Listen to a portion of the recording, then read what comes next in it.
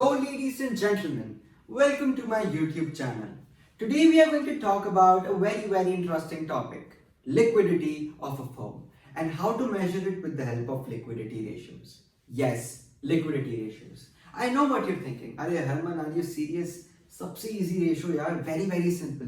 Arey, I know it's very easy to calculate. But the thing is, before actually investing, an investor must realize how important this concept is.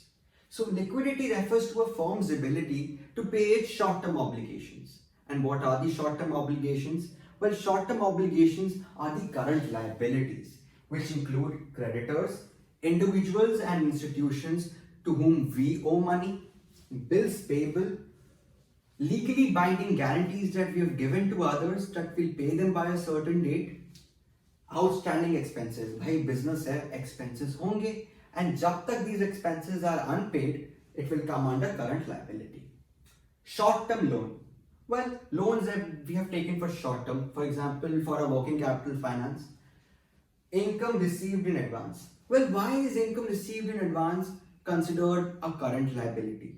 For example, if you and I both open a gym and we take advance from a customer, then we are liable to provide the service to our customer for which he has paid for. Therefore, it comes under current liability.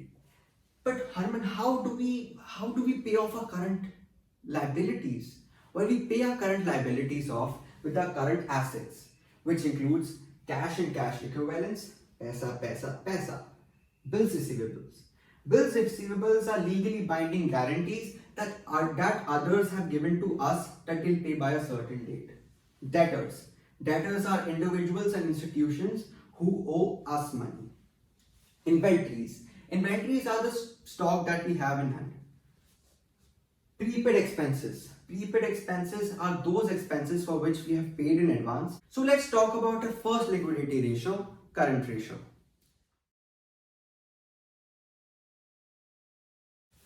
So let's talk about current ratio. To calculate current ratio, we take current assets as the numerator and current liabilities as the denominator. If the current ratio is 2:1, which means your current assets are twice your current liabilities. And this is the ideal ratio. Why? Because this allows you to easily and comfortably pay off your short-term obligations. In simple terms, balle for the company. But what if the current ratio is 1? This means that your current assets are equal to your current liabilities. You're playing on the edge. And what if the current ratio is less than 1? This means that your current liabilities, your short-term obligations are greater than your current assets. In few industries, it is considered a good thing. Talk about this specific point in the next video. But what if the current ratio is 5 or 6 or 7? This means that your current assets are not being utilized properly. Why? Because your current assets are either stuck up in inventories or you're doing a lot of credit sales. You're just selling stuff on credit. You're not realizing it on cash. That is why your debtors are increasing. Debtors. Or the third thing is you have a lot of idle cash balance sitting in the bank and not able to beat inflation. So therefore, this means that the resources are not being utilized efficiently. But ladies and gentlemen, current ratio is not the perfect measure to find a firm's liquidity. Why? Because inventories and prepaid expenses that come under current assets are not highly liquid. Have you ever heard a story where an inventory is sold overnight? Well, that's not possible. First, you need to add value to it. You need to package it. You need to market it. Only then you are able to clear off your inventory. So therefore, it's not highly liquid. And prepaid expenses. Well, prepaid expenses cannot be encashed. It can be paid back in service or kind. So how will you pay off your creditor with a prepaid service? Well, that's not possible. Therefore, inventories and prepaid expenses are not considered highly liquid. But fortunately, to cover this drawback, we have another ratio. This is known as quick ratio.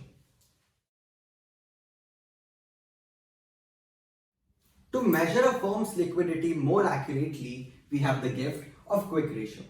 To calculate quick ratio, we take quick assets as the numerator and current liabilities as the denominator. So if this is the universe of our current assets, then within this will lie the universe of quick assets.